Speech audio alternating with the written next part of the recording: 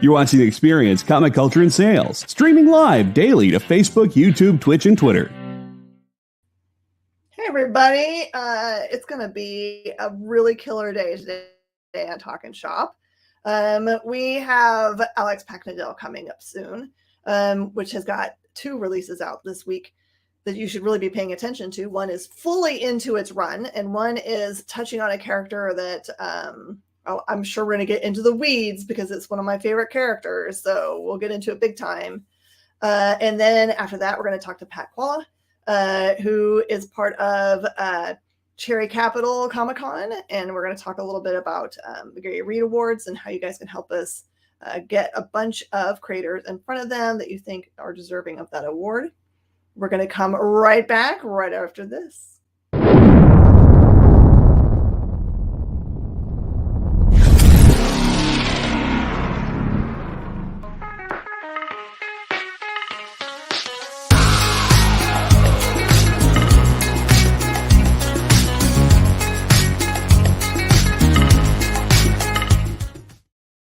Here we are on Talkin Shop here on The Experience. I did want to do a little bit of bringing you guys up to speed. We're pretty close to 1,500 regular subscribers, and we would love to hit that number. And to that end, we're going to be doing a huge giveaway. So once we get to that 1,500 subscriber amount on most every show on The Experience for that week, we'll be giving away $100 slabs. $1,500 worth, of course, because 1,500 viewers. So all you have to do is just share that with your friends and see if they would like to subscribe. It doesn't cost anything. It literally is cost you nothing, but could win you everything. All right. Perfect. Sean Butler says he's already nominated his person for Gary Reed. This is perfect. And I see that Richard Chip is on. And Cool Gamer. Hello. All right. Let's welcome our first guest, Alex Packnadel.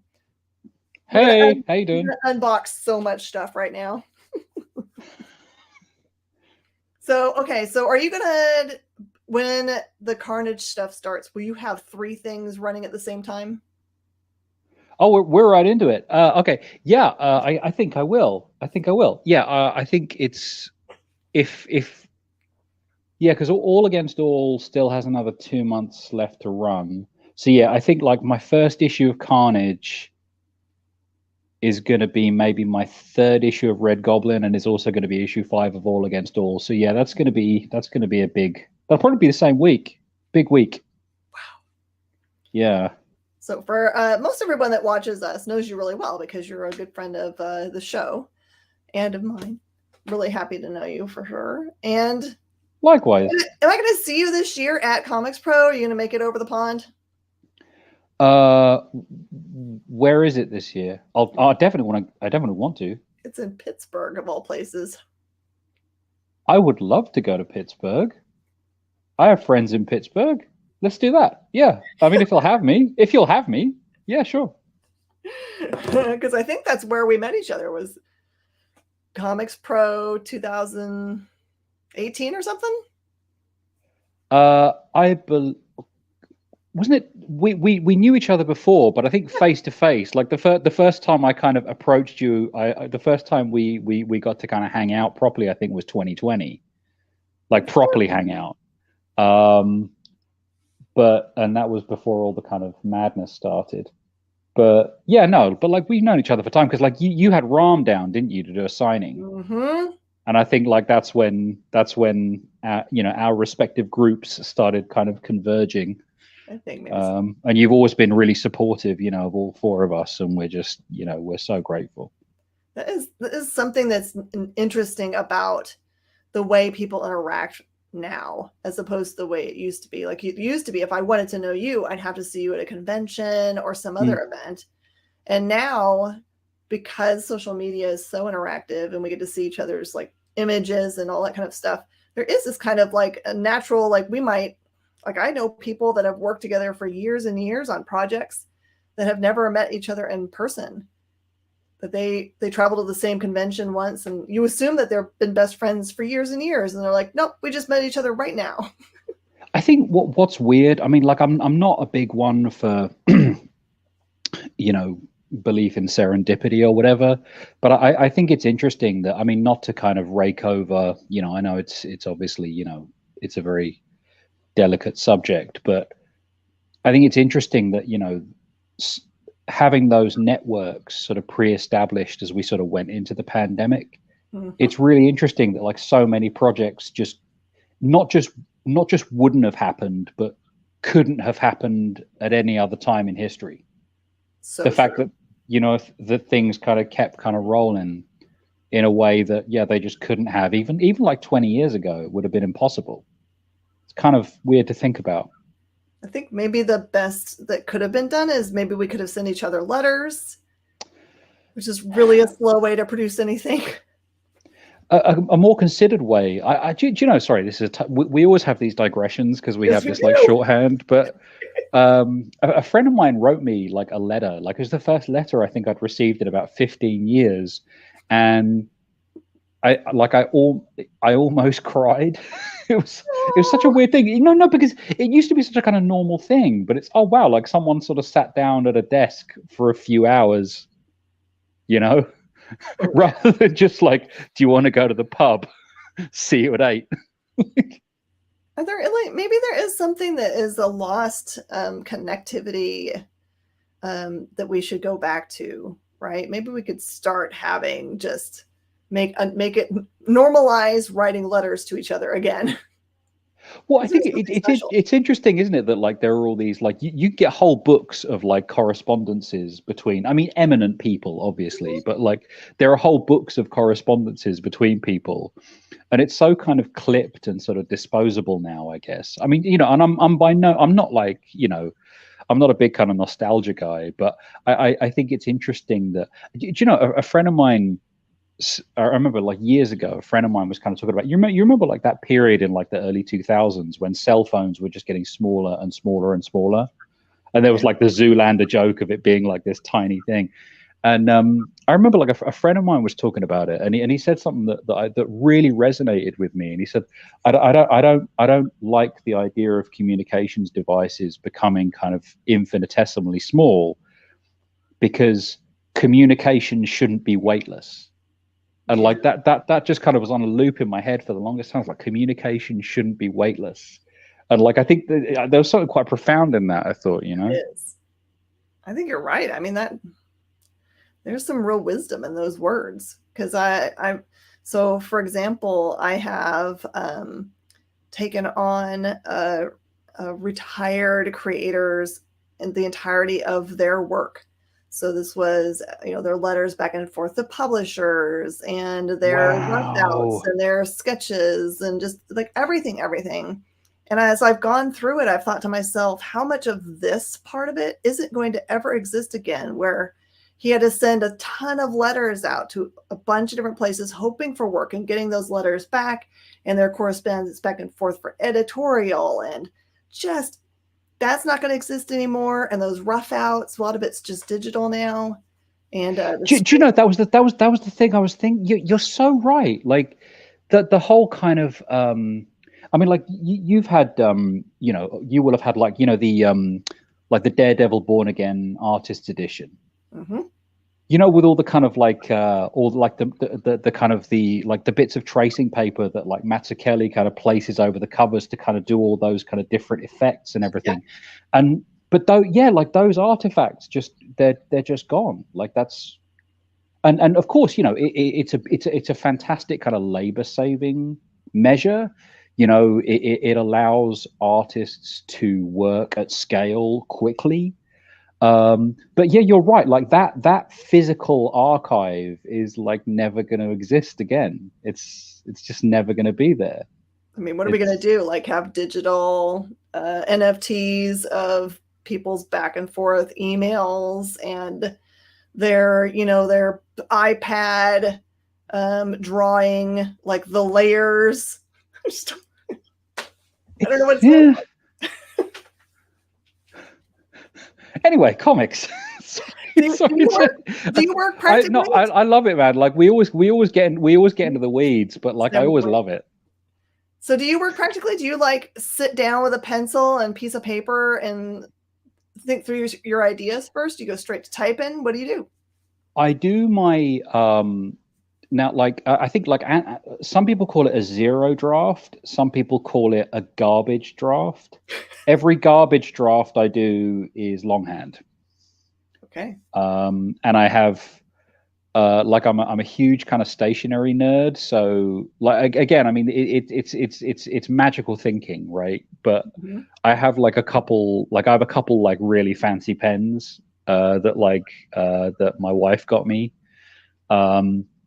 On the basically on the understanding that like these are like a couple $100, so like if you don't use them you're literally burning money, so you have to use them. So that was a good kind of that was a good kind of spur in the flank. But yeah, every draft I do that I'm not kind of prepared to commit to paper, which is just my friend Dara has a really sort of interesting kind of expression, because there is that, like, I remember like reading a thing years ago where Bendis said, every first draft sucks. Every single first draft sucks. Don't be worried about it. So like you always make sure you do that kind of longhand and then you kind of transcribe it. But my friend Dara, he articulated it, I think, really well, because I was talking to him about it. He writes a TV show over here called The Bay, and I was kind of talking to him about first draft and just kind of how embarrassing they are. And he said, yeah, it's like, like in those kind of in every movie where someone like goes to like a cabin in the woods, like you always have that scene where they like turn on the faucet and there's that like brown crud that kind of comes out and then it starts running clear. He's like, that's a writer's day. Like there's always that brown crud. Yes. And like you have to get it down on paper in order to get to the good stuff. But I was like, okay, so yeah, like all the brown crud is done longhand, and then I move to the computer. Sean asks a good follow-up question. Do you script out your comics like it's a play or a movie script with some descriptions of, say, the characters and scenery to be used in panels? I mean, it's an interesting question, right? In the sense that it depends who I'm working for and what I'm working on. So I tend to find, because like at the moment I'm doing quite a bit of stuff for Marvel, and I can't write the way I usually write, which is what I normally do is I'll write dialogue first. So naturalism is quite important to me. So I'll write out a dialogue exchange as though it's like a one-act play, and then I'll sort of take that and I'll, obviously rewrite on the fly, and I'll basically kind of impose the visuals afterwards and kind of block it out mentally and sort of break it up and, try and find sort of interesting ways to sort of, interesting ways to kind of depict the action, and tweak accordingly. But because it's quite sort of fast and furious at Marvel editorial, that's a sort of that's a level of abstraction that I can't really adopt. So what I've started doing is Kieran Gillen has this technique, and he did this. I actually took his masterclass last year. I think it's really important to go back to first principles kind of every year. Never assume you know it all, ever. So like I read Understanding Comics every single year, because you could never, never assume you know the basics, right? So, but Kieran's got this technique that's much more kind of additive. So he'll sort of have, like a 2-word panel description and maybe some placeholder dialogue, and we'll just build it up layer by layer by layer. And one of the things that I've found is doing that, where, instead of sort of doing what I'd normally do, which is kind of obsess for an afternoon over a line of dialogue to make sure that it's crisp and punchy, you layer it. It's like sort of applying like papier-mâché to a balloon, until and you can achieve something, I think, of quite high, a very high standard, but much more quickly. But that's pure necessity. Do you think it's because you don't have to, like, if you do it the other way, that you're spending so much time on the minute details that you don't get the overarching stuff all fleshed out first, that would point out when there's going to be a mistake? You have to then, like, okay, I spent 12 hours on that dialogue, but then I realize I can't use it right now anyway because that panel won't work. 100%. And it becomes it is that thing of I would say, I'm very obsessive over dialogue in particular. And I do the kind of, and like Alan Moore does it, so it's okay. But like I'm not going to deny, like I do say it out loud when there's no one in the house. Like I do kind of perform it just to see if it's got the right cadence. And saying it out loud, I think speaking dialogue aloud. I mean, there's that wonderful Harrison Ford quote, isn't there, where he said to George Lucas, you can type this stuff, but you can't say it. And I think that's a very kind of important process for a kind of writer to go through. Is you have to sort of listen to the ticking and just sort of make sure. But yeah, as you say, if you have any kind of obsessive tendency, and we all do. It's very, very easy to sort of take, okay, that line of dialogue, something about it isn't right. And then, before you know it, you look at the clock and, your kid's back from school and, your deadline's looming and you're in deep trouble. So yeah, but taking it back to kind of first principles where you are just sort of, building it layer by layer by layer tends to shortcut that because you still get the obsessive bit, but you're getting it right at the end where it's kind of salvageable. Yes. And you don't have to write 5 pages in an hour and kind of collapse with shame like a bad souffle. You've got the best quotes today, Alex. I swear. Your quotes today are Alan Moore does it so okay. Yeah, Alan Moore does it so it's okay. Yeah. All right, so the important book, well, there's all the books are important this week, but the one that I've been obsessing about for, I don't know, probably 3 years now, is The Red Goblin. What books do you feel like are important for someone that we're going to jump into this one? That they should at least like maybe go look at the wiki description of it so they can catch up with where we are here? I mean, I think it would be sensible to read the kind of Red Goblin saga from sort of all of Slott's kind of Red Goblin saga. I would say I can't give you chapter and verse on the numbers. I'm sure you can. 793 maybe to 793. Like, is it 7? Yeah. Does it not culminate? Isn't 800 the big one? Is that 798 is the first Red Goblin. 799 is the first time you see I think it's Normie in red. As the Goblin Child. Yeah. So absolutely. So yeah, I mean, go back to that and you can see what a kind of horrible, unpleasant character the Red Goblin is. I mean, in brief, it's the original Red Goblin is the Carnage symbiote bonded to Norman Osborn before he had before Norman Osborn kind of came to Jesus. Mm-hmm. Very, very bad character, and he in a very kind of messed up gesture, he kind of his grandson Normie, who is the son of Harry Osborn, he sort of effectively kind of gave him a little piece of the Carnage symbiote and sort of turned him into a little goblin sidekick called the Goblin Child.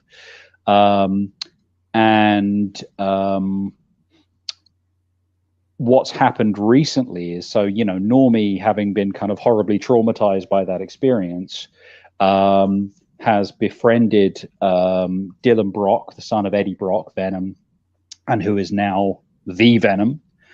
I don't know where anyone's up to, but just I think it's fairly safe for me to say this, but Dylan has needed some help from some other symbiotes, and so he has given Normie his own symbiote, and for some reason when he puts on this symbiote, which is not the Carnage symbiote, it's a sort of cocktail of various symbiotes, right? Mm-hmm. And for some reason, whenever Normie wears this thing, the natural shape that it assumes is the Red Goblin, which you'd think would be, well, that's the last thing surely that he would want to be resembling, right? This boogeyman that kind of terrorized his childhood. But for some reason, whenever the symbiote sort of manifests, it becomes the most frightening thing he can think of, and that's one of the sort of threads that we're going to be pursuing in this. So, there's a lot in here about legacy. So, I mean, one of the things that people should kind of know going in is that yes, this kid is the grandson of the Green Goblin, but he's also the godson of Spider-Man. So there's a lot kind of in the mix here, and I mean,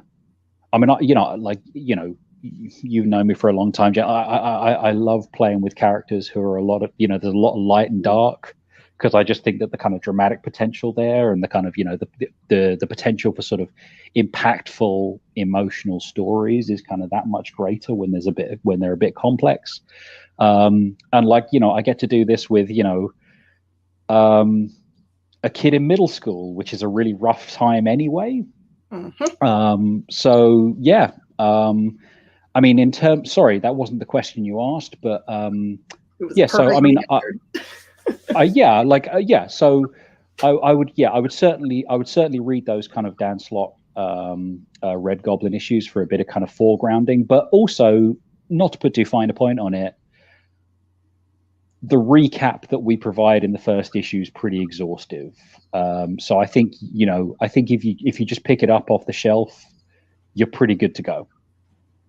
And my gut tells me, I'm not going to get Alex in trouble by making him say yes or no about anything at all, but my gut tells me about this series and about these two characters specifically, that you have two young characters that are kind of stepping into roles that are not exactly the ones that have come before them, but are tied to those characters. And they have a good longevity of character, unless, someone kills them off, which I can't imagine that they would do when they're such good, rich characters with they're damaged goods, which is the best start for any character. I think that these books that Alex and everybody are putting out right now, and the Red Goblin, are going to be those kind of books that years and years and years from now, people are going to say, go back and refer to this book, because this is when this important stuff really started.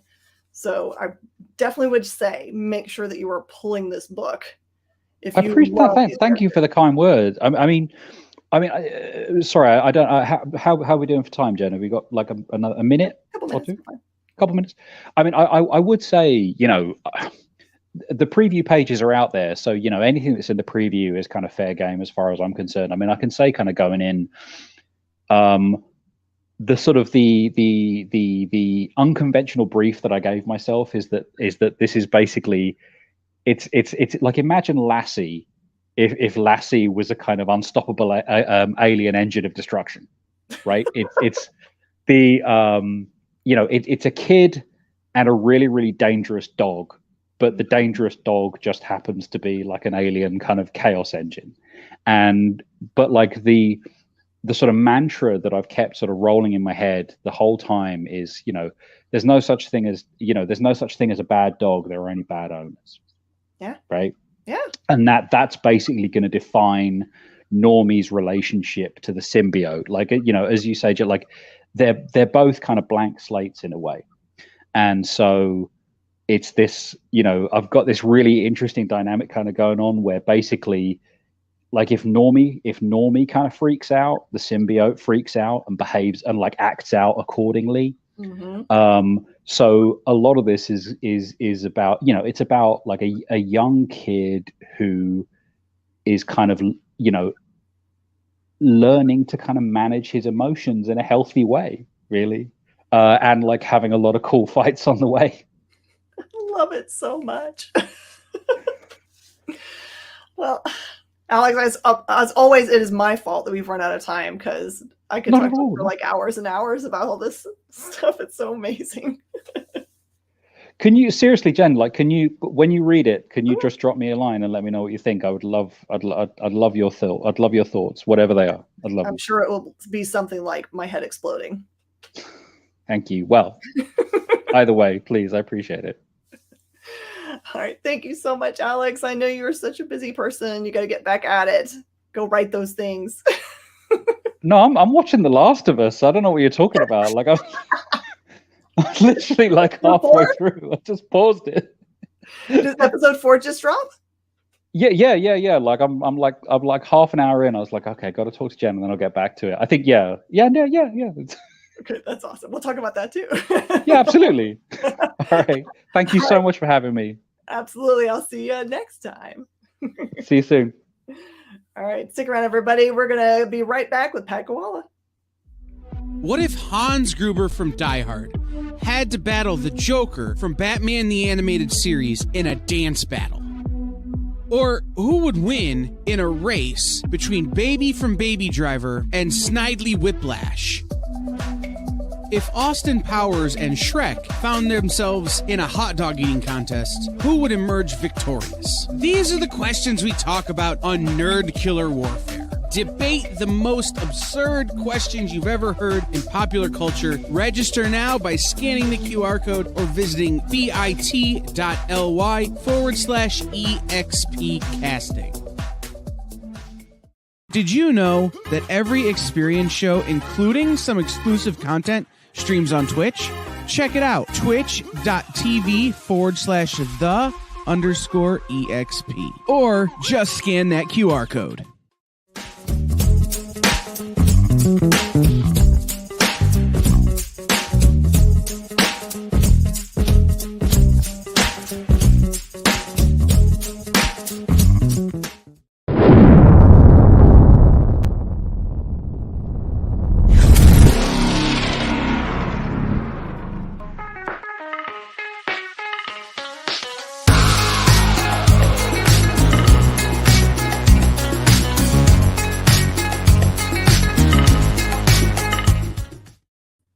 All right. And welcome back, everybody. And we do thank you so much for your support and for giving us some thumbs up and some hearts. And thanks for helping us spread the word about our subscription giveaway. We'd really love to give away that $1,500 worth of awesome slabs to you guys. Help us get there quickly and we'll give them away right away. I'm just going to mention before we jump to the next segment, if you want to have a reading order for the Red Goblin character, just let me know. You can find me on social medias most everywhere as Jen King or Commander King, or you can just connect with the Experience and as a question, and I'll monitor the chat so I can get it for you guys. I am more than a little obsessed with that character, so I apologize. Thanks to Alex for coming. Now let's talk to Pat Kawala, sometimes champion of Nerd Killer Warfare. I don't know that I've ever won. Oh, you won. You won in my heart. You get the answers. The comments are exploding. Producer Kyle must be at the helm. Jolly green mean? I don't understand. Kyle is obsessed with the fact that I'm extremely tall. Extremely. Did you say tall? Tall. Yeah. Yeah. It's. But he's like 6'12" or something. How tall is that man? He's not much shorter than me. Especially when he's got, because he's always got something wrong somewhere. So he's always got like casts and boots and extra things giving him extra height. That's true. All right. So just so everybody knows why we're talking to you specifically today is that you serve as the exhibitor relations director at Sherry Capital Con. And that is where they have the Gary Reed Awards, which has a very specific function. Tell everybody a little bit about Gary Reed and what he means to the con and to you. So that's a deep question. Gary Reed was a champion of comics in the state of Michigan, and throughout the industry. Honestly, he was a extremely talented person. For those that don't know, Gary Reed started Caliber Comics back in the 80s. I think it was the 80s, might even been the 70s. I can't remember when Caliber was founded anymore. Where people like um, Brian Michael Bendis got their start. James O'Barr got their start. The Crow is a Caliber book. And so Gary was a big part of keeping the culture of comics and the business of comics going forward. He constantly was about not only putting out great content himself, he was about bringing the others along. He If you asked him for help, if you asked him for a review, if you asked him for any input on your work, he would gladly give it. You might be you may regret having asked that question because he was brutally honest. He did not pull any punches, but you were a better creator for having had that conversation. Whether he tore what you had apart or he rarely praised anything because he wanted to be constructive. So but he was always kind about it. As brutal as he might be, you still walked away feeling like, oh, this was wonderful. I got something out of this. And unfortunately we lost Gary about 7 years ago, very unexpectedly. And he left a big imprint, and he had been a big part of the early parts of Cherry Capital Comic Con. He had brought Caliber. He had brought some of his folks up to meet with us and just have a presence there. And it was he became part of the family. And when he passed, we wanted to find a way to honor him and the contribution he made to comics. And so we founded the Gary Reed Award. It's the full name is the Gary Reed Independent Comics Creator of the Year. It's an extremely long title, but it takes a lot to talk about to really say it. So this award is about people out there making comics, whether they're editors, whether they're writers, artists, colorists, I think I said letterers, but any part of comics, any bit of it, publishing, every bit of it is important to the process. And it's about those that are putting out those comics and also lifting up the next generation. So this award is created to reward the person who most espouses Gary's spirit. So this isn't about who someone might say is their favorite creator because they like the content that they create, but they should kind of have a handle on the fact that maybe that person does a lot of peer-to-peer mentorship or has led the ship of a publishing themselves and are a creator. Just had some kind of awesome impact that you can see yourself on other creators, bringing them up. Yep. And it's not about a popularity contest either. It's great if you get a lot of people that want to nominate you. It's so awesome. It's so happy to see that. But it is judged by an independent panel of creators, past winners, comics journalists, comic shop owners, people in the industry and surrounding the industry. It's not Cherry Capital is we facilitate it. It's awarded at our show, but this is about Gary's legacy and honoring that. So the whole process is done with an independent set of judges to make sure that it's not Cherry Capital awarding this. It's just it happens there, and we're facilitating it.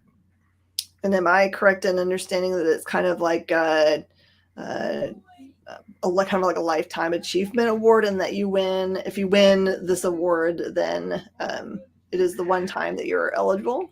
It's not specifically. We haven't run into it yet where people are getting nominated again. They obviously can't. They definitely can't win the year after they have won. They can't win 2 years in a row because they become part of the committee. But this is an evolving award. We never really thought about the fact of it. Is it a lifetime achievement? Is it not? We've questioned that, and we've gone back and forth on that a number of times of what's that look like. And we want to kind of let that that will probably become something that falls into the hands of the past winners as we get more winners, to have them weigh in and say, hey, what does this look like? What's the future of this award look like? How do we keep this going for forever?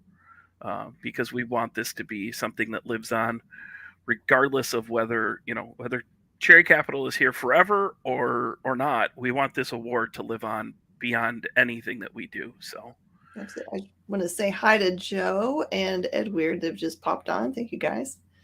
Okay, so who are some past winners that our viewers might get kind of a good idea of the caliber of folks that have won? The previous winner, the last winner, was actually Joe Pruitt from Aftershock Comics. My bud. Joe worked directly with Gary. It was surprising it took as long as it did for Joe to win. But this is an award that lives off of the nominations that people send in. It's not the committee going out and picking people. This is only on nomination. So we've got Travis McIntyre from Source Point Press, Seth DeMoose, who actually worked with Gary on his final book before he passed, Savants, Dan Doherty, Joshua Werner, the new editor-in-chief at Source Point, Casey Pierce. So 1, 2, 3, 4, 5. Yeah, that's it. That's a 6. I was like, did I get everybody? Amazing. That's an amazing list of folks. And we're so happy to see, like I said, it's important that nomination. The committee gets important things. The information from the nominees. It's not, again, like I said, we don't go out and search for it. They don't go out and search for it. They'll pull up things that are submitted, but everything there's a whole big unlimited amount of space to write the nomination of why you're nominating that creator. So please feel free to go to because what you write there is going to be the first impression for that committee to understand why that creator is so important to you and to comics. And we do split it up a little bit. We have four finalists every year from the nominations. The committee narrows it down to 4, and then from those 4, they pick the winner. Those 4 finalists are always going to be 3 that are nominated by people in the comics industry, and the 4th one is actually from the fans. It is specific to a fan vote. So You're looking at it right enough in that section. Yeah, I see Sean's comment. What I think is probably, if we think it through, probably people that win this award are the least likely to toot their own horn. Mm-hmm. So you guys have to do it. Yeah, that's a good thing to think about. Like, usually helpfulness comes with humbleness, because you're not about talking, touting your contribution to it. You're about just helping that person tout their contribution to comics. Yeah, and often people that are helpers have been helped themselves, so they're just continuing on the legacy of what they experienced that got them to where they are. So I think that's amazing to keep that going on. Paying it forward, it's so important. Absolutely. This industry doesn't survive without everyone working together. It really doesn't. It's the Seth DeMoose was the inaugural winner, and he was a perfect example of it, because his constant refrain throughout comics is same team. We're all on the same team. We're all pulling at the same oar. You don't get ahead by stepping on somebody else. You don't sell more units by somebody else selling less. Yeah. Well, I've seen a little bit of a couple of the closing ceremonies or the acceptance speeches for that. It just seems like a little bit people get very emotional about the being nominated and the receipt of that award. So is there a dry eye in the house ever? Not usually, because for so often, I mean, we're a small show, so we don't have the reach of some shows. So we're working hard to continue to boost the signal of this award because we want it to get bigger and bigger, and we want more people to understand what it is and its impact on the industry. But so many of the people who have won had a personal relationship with Gary, so winning an award that is in his honor it's very emotional. And I mean, having the relationship that I had, it wasn't as deep as some others, but just knowing that and knowing Gary, it's always emotional for myself and the rest of the C4 crew, because we really just sit there and like it always brings back memories of Gary and the interactions we had with him and the conversations we had with him over the years. And it was so sudden, and it was literally a Sunday he's at a con, and Monday we got the call. It was just the craziest thing. Yeah, it's kind of a wake-up call for if you have people that are important in your life. The best time to tell them that you're important in your life is now, because you're never guaranteed more time to do those things. Yeah, it's very important, and seeing these nominations and seeing what goes into these and everything that happens with this, and the finalists we've had and the winners we've had, has just been it's been so great. And we have a joke internally, and we talk about it all the time, that Gary would love everything about this award except for the fact that it's named after him. That makes sense. That makes sense. And just a reminder for anyone that's just joining us, up in the chat there, you'll see that we have a link that says cherrycapitalcon.com, and that has a bunch of backslashes, their schedule, and the Gary Reed Independent Creator of the Year. That is a good link, I think, to go and will they find the link for being able to make their nomination there? Yes, that will have the link to the nomination. That will give some more information about the award. I'm actually in the process, like days away. This is like probably 2-3 days early, because I'm literally in the process of launching a website dedicated to the award. It's specific to the award, so that will be coming very, very soon. But with all the information on the past winners and the past nominees, and again, talking about the award itself and how to nominate and who the nominees are and everything. So how long is the nomination period? When does that close? Nomination period ends at the end of the day, March 31st. So they're due before April 1st. That gives the committee time to review them. Cherry Capital's at the end of May. Gives a little bit of time to go through, review things, commit the finalists.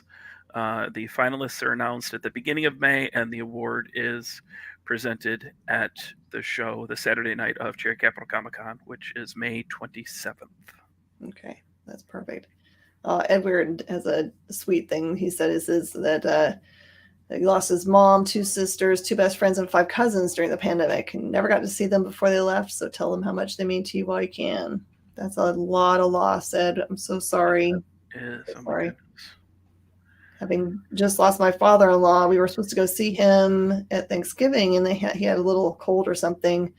Then before we got to go and see him, he got COVID, and he never recovered. So it's one of those things, if I had but known my last big bear hug from my Papa Bear was going to be last I saw him, I would have leaned in longer, even though I tended to hug him for way too long. No such thing as hugging too long. No, especially not for him. He was like a big, gigantic teddy bear of a man. And you knew you were getting hugged too. That's the other thing. I learned how to hug properly from him. Oh, you get to see how tall Pat is in real life and get actual hug from Pat. There's an arcade. Yeah. So tell everybody a little bit about Cherry Capital Comic-Con and how it got started and what the focus is for the con. The how it got started story is one of my favorite stories to tell, because this was one of the craziest stories to happen. A number of us, and I say us, but I wasn't actually involved in this conversation because I joined in the third year, just because I wasn't able to make it work with my schedule at first. But a number of folks around the local comic book shop, Mike, who had just purchased our local comic book shop in 2008, was talking to some of the regulars who are now staff members on the con. And they were all just kind of chatting of like, oh, it'd be great to do a Comic-Con. We should do something. We should do something around here. And it just kind of was a little conversation. And then randomly, the local radio station is talking about a comic. Like, why don't we have a Comic-Con in this town?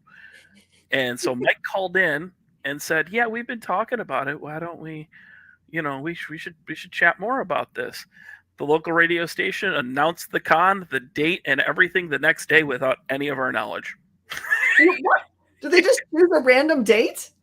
They apparently had called the resort where we have the show. They had found a date. They said, let's do this. And that date was 3 months away. Yes. Okay. It literally was like some conversations happened beforehand. Call into the radio show commits us, and we're going. It seems like a sheer force of will thing going on. It really also was. sounds a little bit like the story when my husband mentioned just casually, I think it's probably time for us, we can start looking about getting another cat. This is like after our other one had passed. We had a couple years between. And all my brain heard was, go get a cat. That was very much it. So it was a lightning storm to get it started. Like I said, it was 3 months to plan the first show, and it went off without a hitch. A few hundred people showed up, probably 40 some vendors, I think it was, vendors and artists and stuff. And everyone afterwards was like, "Are you doing this again?" And so we did it again, and we did it again and again and again. And 15 years later, here we are. So the show is very comic centric. We take the comic part of Comic-Con very, we take that part very seriously. We have a substantial artist alley. We do our best to make sure that our guests are all in the comics or comics adjacent. We did kind of dip our toes a little bit into having some media style guests, but we always try to make them like anime or comics, somewhere in that, in that general, we're not having the third Michonne zombie on the right. Like, that's not our thing. There's nothing against that. Love them. They're super great people. That's not the vibe we go for. We want to make sure that we're having that going on, and we're keeping that comic experience going. Sean's got a couple questions here, and I'm going to have to do maybe a qualifying or a clarifying statement. So did they pay for the cost of the con that first year? Are you saying did the radio station pay for it, or did the con pay for itself in its tickets? I don't know the financial part of that. On the back end, I know there were some sponsorships that happened and things like that. So I assume it was at least broke even, so that we went on and did it again because Mike was willing to do it again.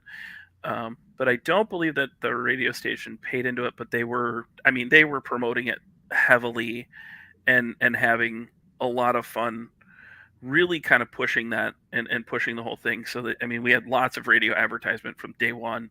Well, that's worth a lot of money. It is. Yes, that's what I was about to say, which was worth quite a bit. If for someone that can't make it to the con, are there any kind of exclusive comics we bought on the website or any other merch, t-shirts or whatever? We are not a huge merch part. We have a little bit, but we keep it kind of low. We do have some things listed on the website, I believe. And you can reach out to us if you want to order some. I think I need to get the Square store back up and running, and that will have a number of things. We pulled it down to make some changes on stuff, so that's going to be coming back live. As for exclusive comics, not through the website yet. and I can't talk about any exclusive comics that may or may not be coming this year. Okay, so that's a yes. And Sean's clearly after a Good Boy variant. That makes sense. Yes, we did have a Good Boy variant last year. So, Pat, what else are you up to? What else do you do any other cool comic book adjacent things? Oh my goodness, I think the only thing I haven't done in comics now is run a comic book shop.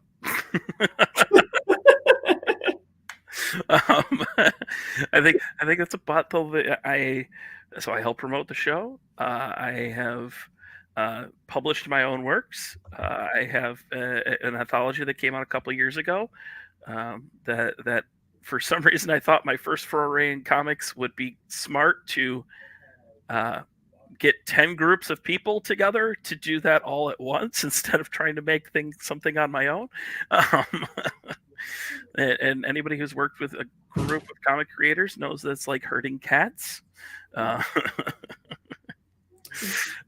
So yeah, I had done an anthology a couple of years ago called Get in the Game. It was a video game comics anthology.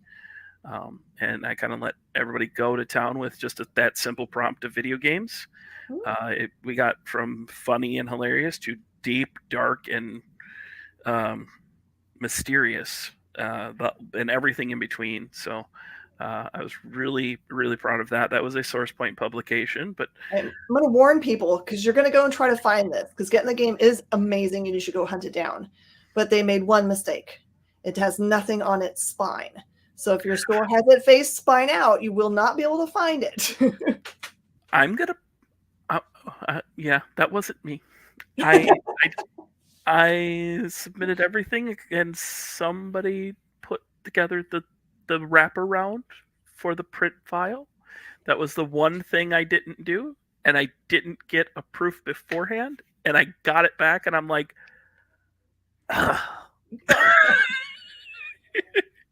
I had 2 or 3 messages through the Kickstarter afterwards, like, "There's nothing on the spine." I'm like, "I know." So yes, it